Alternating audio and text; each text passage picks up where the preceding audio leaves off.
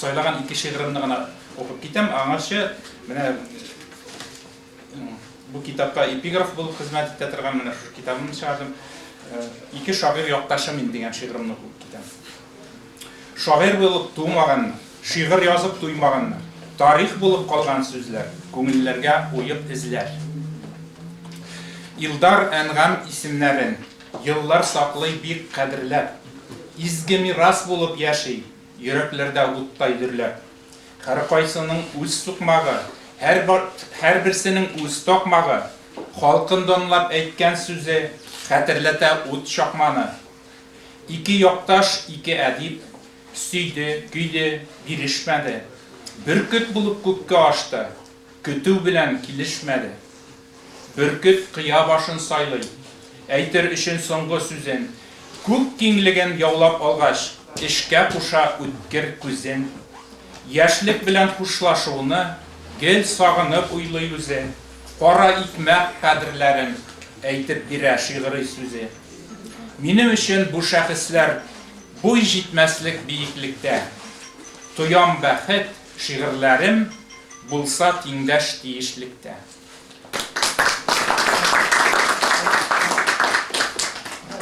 Һәм менә мине борчыган мәсьәләләрне мин үзем шушы утлы коралга тотам. Һәм күп шигырьләрем публицистик булып чыгалар инде. Кемнәргәдер ул? Менә минем бер дустым бар, аңа охшамады бер шигырь. Шуңа әзрәк ул мине үземдә басып, уртачарак язарга да дип уйлап карадым. Ләкин бу тормышта әйтеп калырга кирәк, үзеңнең сүзеңне шулай дип уйлыйм мин, үзеңнең позицияң булырга тиеш тормышта чигенергә кирәкмәйди. Һәм менә безнең Украинаны барыгыз да беләсез, милли мәсьәлә буенча ул сугыш килеп чыкты. Просто менә мондай гади генә низаклардан, сүз әйтешүләрдән дә, гаиләләрдән таркалашу китә һәм ул начар тамамлана. Илләр күләмендә әгәр дә шундый вакытында сүндермәсәк, һәм кемдер шигъри телдә, прозаик телдә әйтмәсә бу турыда, кемнәрдер үзләренең идеяларын үткәрәчәкләр алга таба, һәм теге әйтергә теләгәннәр уже башка әйтәлмәячәкләр дигән. Шундый заман килергә мөмкин. Ул турыда бер шигырь бар, ансын рөхсәт итсәгез укырмын. Монсы Әхмәт абый белән менә безне барыбызны да милләттәшләр, милләтпәрвәрләрне бу Асадуллаев йорты төрле өлкәләргә таралган, илебезнең бөтен төбәкләренә таралган милләттәшләребезне җыя бит инде. Шушы шигърият бәйрәмнәрендә бер җиргә чакыра. Рәхмәт шушы йортка, рәхмәт Хуҗа бикәгә. Һәм менә үзегез аңларсыз, бу шигырем белән нәрсә әйтергә телим. Милләтчеме, дәүләтчеме? Җиде түгел 1000 кат уйла. Китәр булсаң милләтчелек юлларыннан. Күзеңне аш, кемгә кирәк мондый хәле? Һич чыкмасын уйларыңнан. Зур уенда син уенчы, битлек кигән хәйләкәрләр кулларында. Милләтеңнең төп урыны кайдалыгын чамалый бел җир шарында.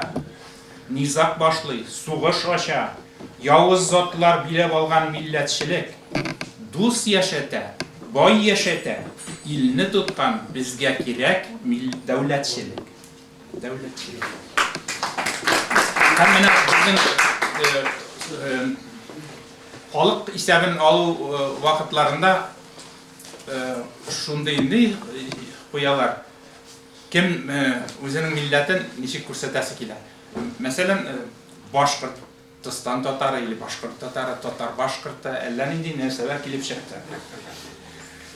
Кем син дип аталам менә бу шигырь.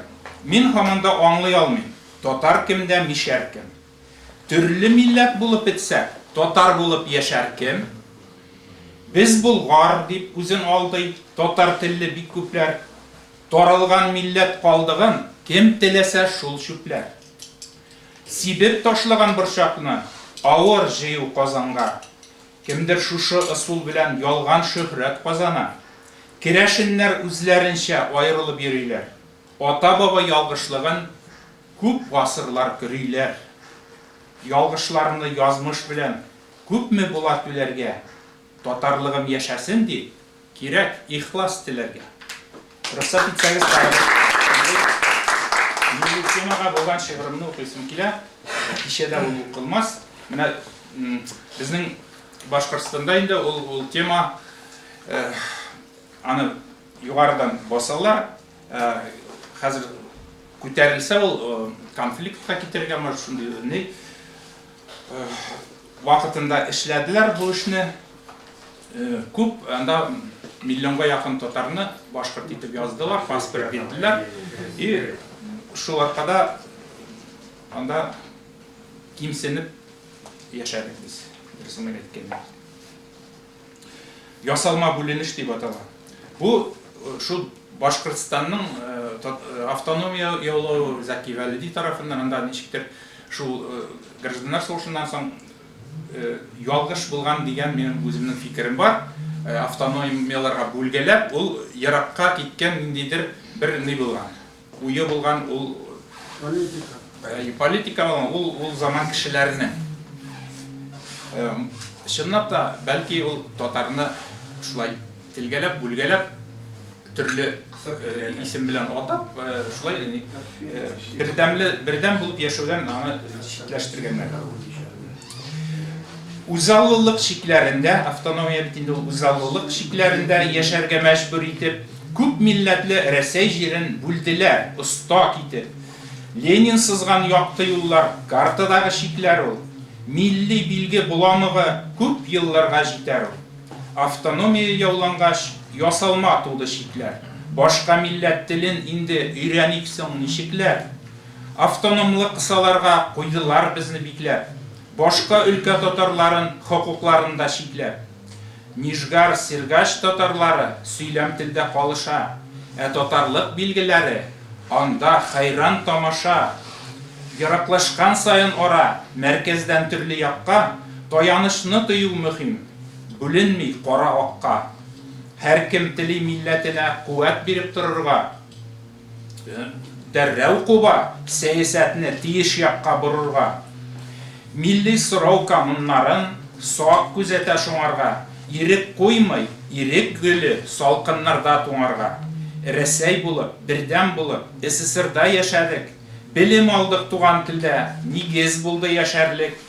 Уку язу әсбапларын Казан җибәреп торды. Хәзер сагынып искә алам, белемле икән чорны. Нинди телдә фикерлисең? Шул телдә туа җавап.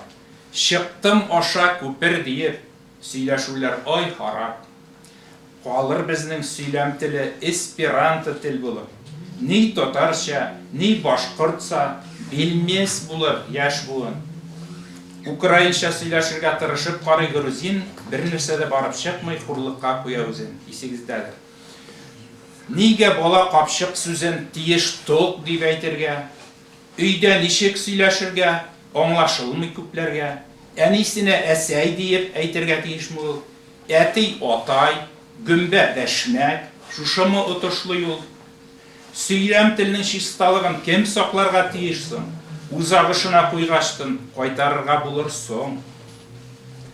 Башкорт телен марыйларга укыта татар кызы.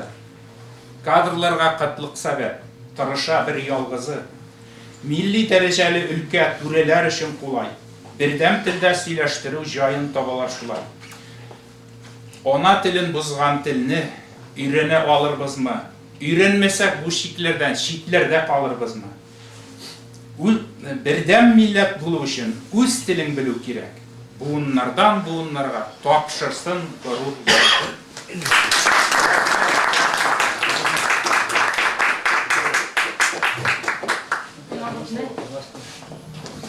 Дорогие друзья, я вот хочу одну строфу вам прочесть великой московской поэтессы Людмилы Васильевны Щепахиной.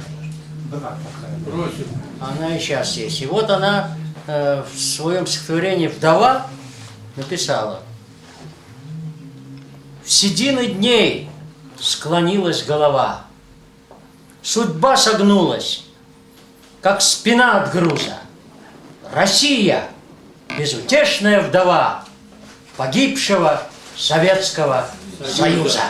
И вот я хочу Майе, мадам Бейли, вот этот значок Тукая вручить. Ну, вроде бы не иностранка, но вроде иностранка.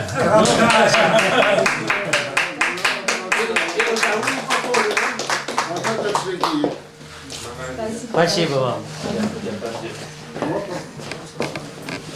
Реутов Шахалинан, Идекуна у вас.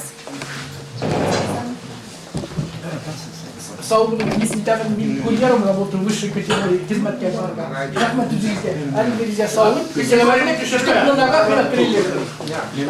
Мен чубани малай. После таких выступлений меня даже трудно видя выступления. Мне представляю город Реутово, татарское общество.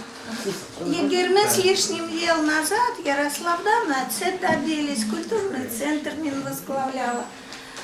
Анилерим, атилерим ülgец, каждая баба ерагиме как родня. Весь Россия да мне казалось лучше татарлардан юг аби бабай. И атиемне утыртканлар мәтсетлер салкан, корни мои Ленинград, Горький. И хазер бик күп туганларыбыз возглавляют мәтсетлер. И мен үзіме елап sıradım аладан, чтобы мәтсет добиться. Ярославда біз добились. Ельцин блин, Язов блин встречался. И халық блин куйдык мечеть. А нам культурный центр добились. Мы радя Зухрабик мәтсет куйдык. Мен замуж хочу в культурном центре, а не в мечети. Вы же в церкви не поете, не пляшете. И эти 20 лет без них вот артисты, мен встречала их, байдым улвахытна, столы накрывала артистлар, Ярославга бик яратала рыды ездить дрызбер. И прошли годы, и мин вдова на мне женился бик зуркище почетные. Алды мине вот он елтырдым, бик зур халық арасында еридим. Буряты де, бурятские общества, Путинлар белән